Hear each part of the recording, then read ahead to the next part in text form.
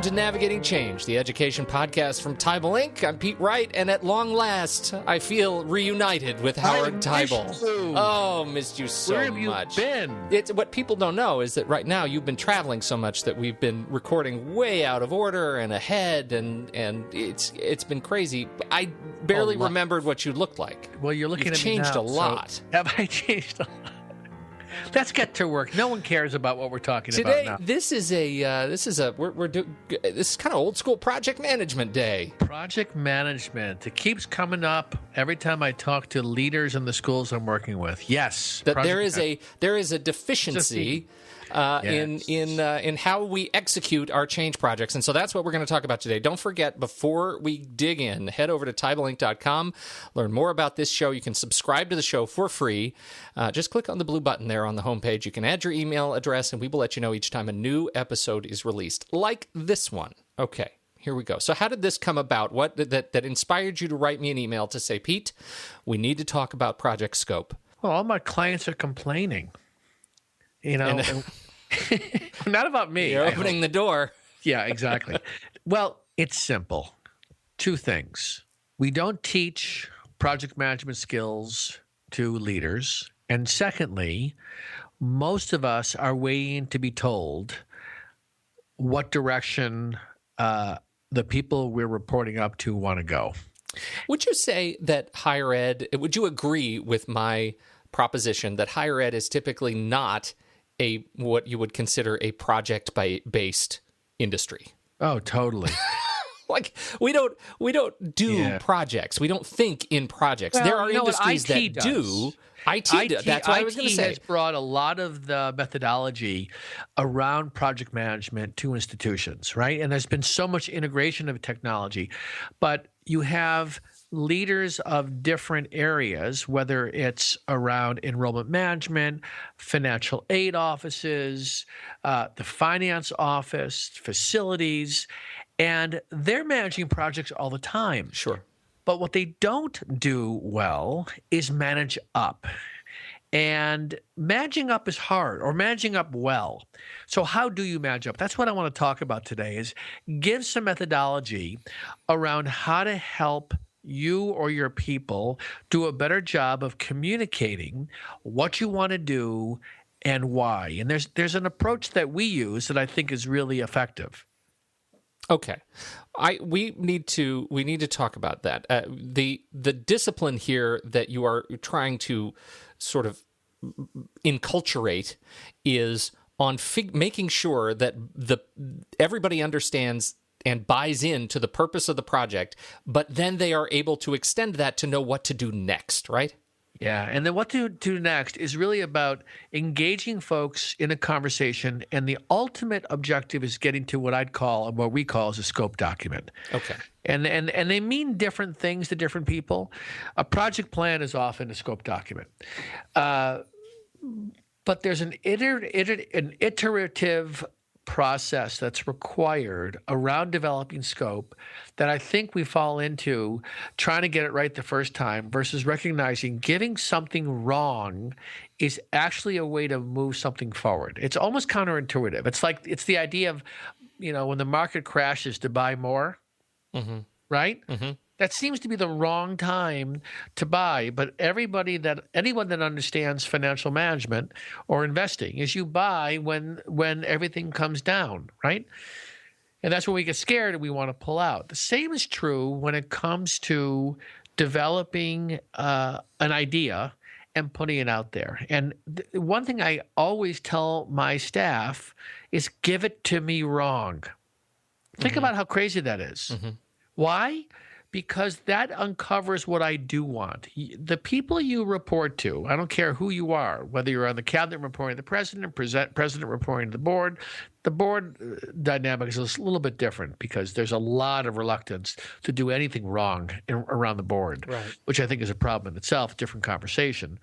But as we try to report up, we are so concerned about getting it right, we don't find ourselves in a dialogue about what we want to do. And it really comes down to three things: defining a solution, developing a strategy, and then defining scope. Those Okay. are the three things. So let's take them in order. So defining a solution. What is that? What do you mean by that? Well, a solution is ultimately solving a problem. And one of the things you and I have talked a lot about, and people can read about or listen to a previous podcast, is that we often solve a problem before we understand it. So part of a solution strategy or defining the solution is starting out by problem finding. Like, what is the problem really that we're trying to solve here? And defining it in a way that paints a picture for a solution, not how you're going to get there, but what do we need to do to address this problem? And it's really throwing ideas on the table. It's not even yet having the specific strategy, but it's getting the dialogue started. It's the entry point into the conversation.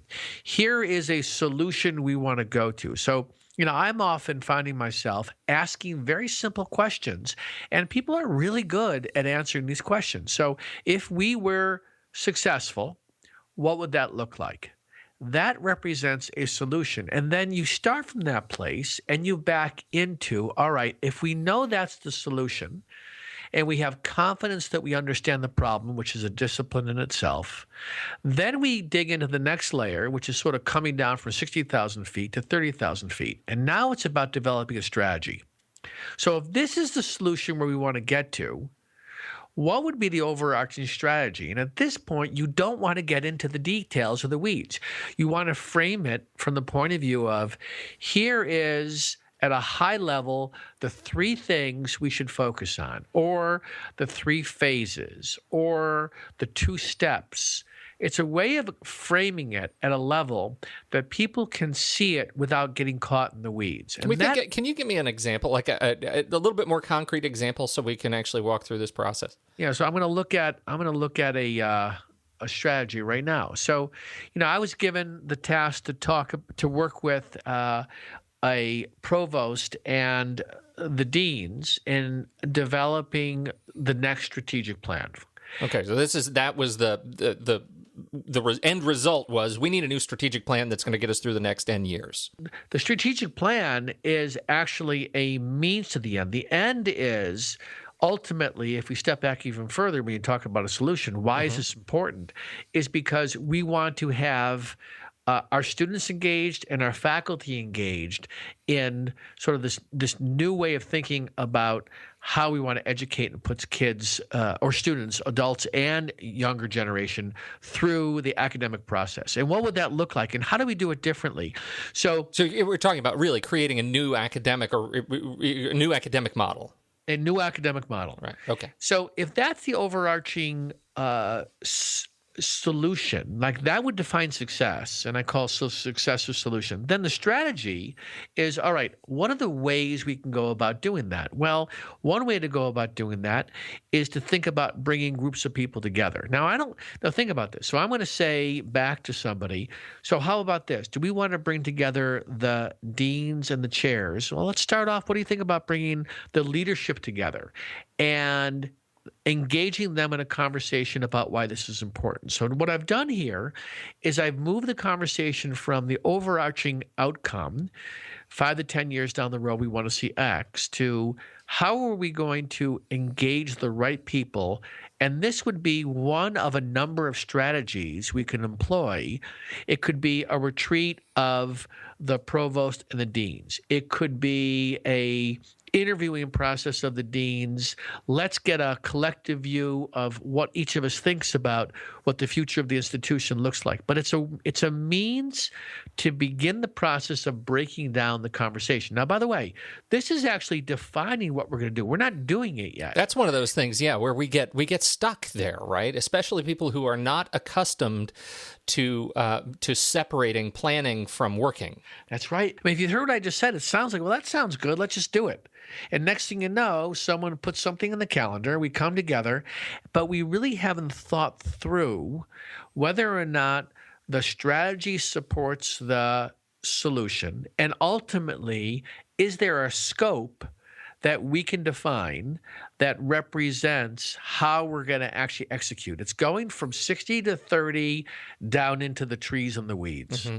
If you're good at what you do, you have a way of communicating this in an efficient way, but forces people to have some patience in the process. So let's just come back to the example. So we've got a solution, which is a new academic model. Right. That's the vision, solution vision. We've got a strategy, which is interviewing. We've got the idea of bringing the different teams together and building engagement. And, maybe 3 or 4 other examples that could be part of the strategy. And the strategy is a means to the end. And now, all right, here are those 5 different things we could do. Let's now scope this out. So what would this actually look like? And a scope document for me puts together a coherent, we're going to start with this. We're going to do the following 3 things in this sequence. And I now have confidence if we do these things, it will support the strategy, which supports the ultimate solution. And I think what happens is internally is we don't take the time to have the conversation at those 3 levels. We jump right to, you know what? We don't have a strategy, so let's bring people together. Next thing you know, we have a meeting, and next thing you know, we have a solution, as opposed to starting with where do we want to end up, and then engaging people in the conversation. One of the real benefits of this scope, of thinking in terms of scope, is that it defines the limits of what you are and are not going to do. Thank you very much. That is really important, and it allows you to start thinking in terms of a more specific sort of cost, schedule, and performance objective that That's we're right. We're going to create this new academic model, and we're going to do it by such and such a date and within such and such a cost, including human hours. The scope, unlike the strategy and the solution, needs to have in it the what, the where, the when, and the how. And we all know this, but we drop the ball either coming in too shallow initially or too high, and the scope document fundamentally becomes a communication tool to set expectations. We are absolutely running into this. We have a project. The scope has been the scope has been so loosely defined. Wait, are you describing something real in your life? Yes. Right now? Yes. No, this is it. I'm pulling back the velvet curtain. All right, here we go. Right now, are you ready for this? I'm ready. The scope has been so loosely defined in terms of the who and the when that more interested parties than were initially invited to the conversation have started doing work on the project. Now, it's not like folks in academia are really hungry to do more work, but this is a really important project, and people who are interested are saying, hey, let's get teams together in our department, and we'll contribute, even though they weren't asked. Yeah. There is a reason, probably, that you weren't asked, but as a communication tool, it was not effectively rolled out. That is an incredibly, when I say defining the limits of the work to be done, that's what I mean. Right. This will help you focus, and we're not good at that. But here's the piece that I want people to understand is that the solution, none of these 3 levels, solution, strategy, and scope, are right or wrong. It's a choice. It needs to rest with you and say, and with those who are the integral parts of the team, to say, yes, that is what success looks like. I can get behind it. Yes, that is the strategy that will help get us to the solution. And the scope should be more iterative.